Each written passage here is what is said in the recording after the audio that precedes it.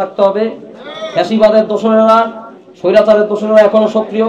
আমরা দেখেছি যে তাদেরকে উপর আক্রমণ করার আগে বলা হয়েছে যে ছাত্র মার মার, অর্থাৎ খুব সুস্পষ্ট যে ছাত্রদের উপর যারা হামলা করেছে তাদের ঘৃণা আছে, তাদের ক্রোধ আছে।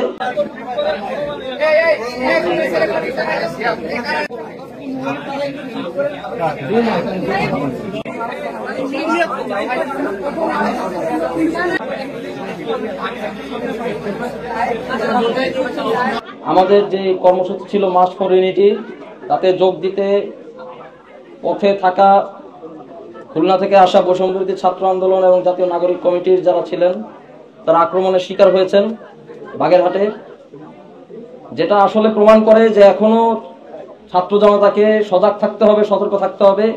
ফ্যাসিবাদের দোসরেরা, স্বৈরাচারের দোসরেরা এখনো সক্রিয়।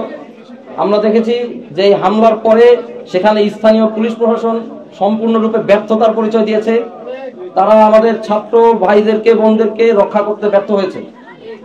আমরা অনতিবিলম্বে অন্তর্বর্তীকালীন সরকারের কাছে দাবি জানাই এই ব্যর্থতার জবাব তাদেরকে দিতে হবে এবং অবশ্যই তদন্ত করে ওই এলাকায় যারা আছে, যারা এই ন্যাক্কারজনক হামলার সাথে জড়িত, সেই সব ফ্যাসিবাদের দোষরদেরকে চিহ্নিত করে গ্রেফতার করতে হবে।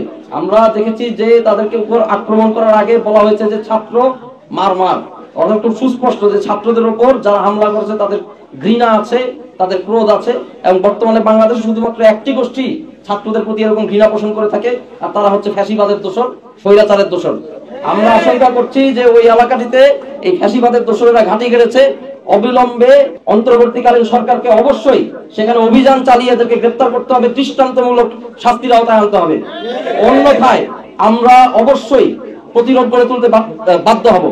এবং আমাদের এই ন্যাক্কারজনক হামলায় আহত যে সকল ভাই বোনেরা আমাদের এখানে আছেন এবং আরো যারা আহত হয়েছেন, প্রত্যেকের সুচিকিৎসা নিশ্চিত করতে হবে এবং এদের জীবনের নিরাপত্তা এবং সারা দেশে বিভিন্নভাবে হামলার শিকার হওয়া যে শিক্ষার্থীরা আছেন তাদের নিরাপত্তা অনতিবিলম্বে অন্তর্বর্তীকালীন সরকারকে নিশ্চিত করতে হবে। এই দাবি জানিয়ে আজকে এই সংবাদ সম্মেলন সমাপ্ত ঘোষণা করছি।